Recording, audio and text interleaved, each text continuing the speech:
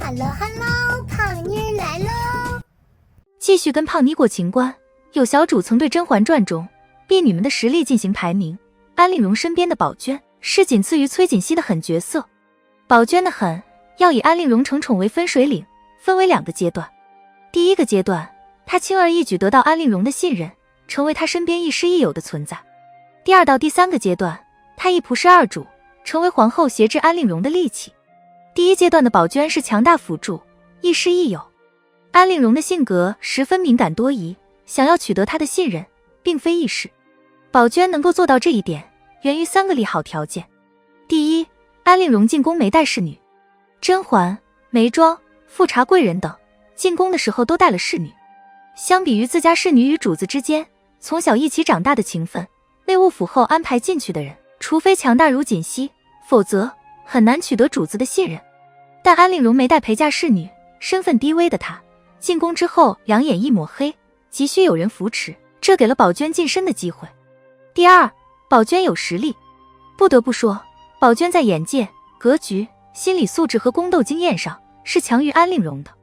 刚进宫时，安陵容张口就称夏冬春为夏姐姐，反被怼，是宝娟亲身示范，教会了她怎样正确施礼。眉庄和甄嬛获宠之后，安陵容因为自卑、敏感，不敢与他们多交往，是宝娟劝她，小主还是要多走动才好。每次面对突发事件，安陵容六神无主的时候，宝娟都比她更冷静，在身边安抚她的情绪。第三，宝娟经受住了现实的考验。安陵容第一次侍寝没成功，和宫上下都在笑她，延禧宫的奴婢们也不例外，唯有宝娟默默陪伴在她身边。入宫几年，皇上连安陵容的名字都记不住，眼见前路迷茫，宝娟也未曾背叛安陵容，而是对她毕恭毕敬，伺候周到。安陵容很难相信别人，但宝娟陪伴着她走过了最艰难的日子，经受住了现实的考验，这份忠诚很可贵。第二阶段，一段对话转变心态。宝娟从忠心到反水，这个巨大的转变并非一蹴而就，它的根源在于安比怀的案子查清之后，安陵容和他之间展开的一段对话。宝娟说，还好婉贵人素日送小主的东西不少，小主可以捡些好的送回府中就是。安陵容回，再好的东西又能怎样？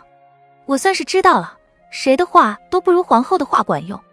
出了这样的事儿，我才知道什么都是靠不住的。梅姐姐平日里与我姐妹相称，有事相求，却唯恐避之不及。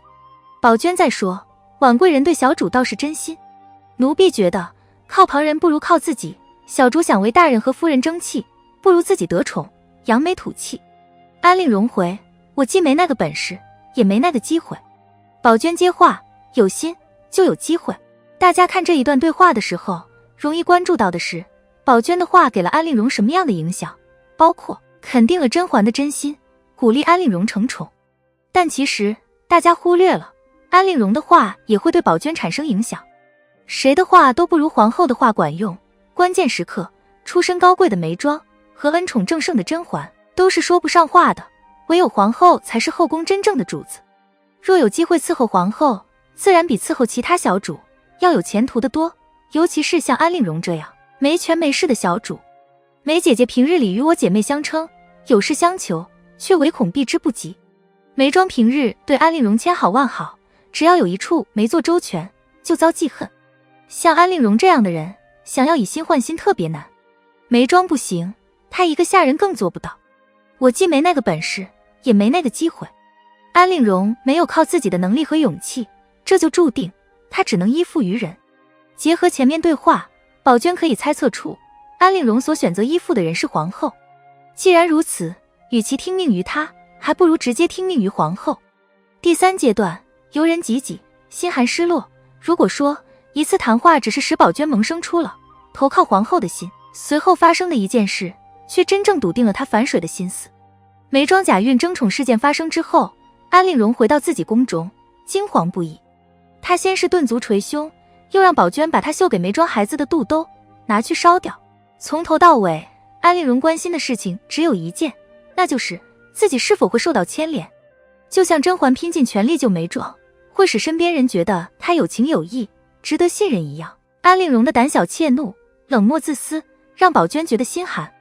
她转身去烧东西时的表情是凝重的，动作也有迟疑。也许正是在这个瞬间，他想到了，如果有朝一日身为奴婢的他犯了错，安令荣绝不会护着他，反而会立即与他划清界限，只求自保。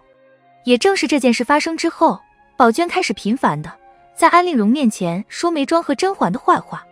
这些话从表面看顺应了安令荣的心思，从长远看对他百害无一利。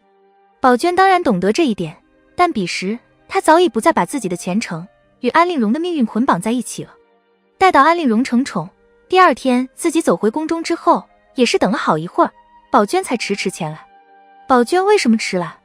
恐怕并不像她自己解释的没听到动静那样简单，而是去见了什么人。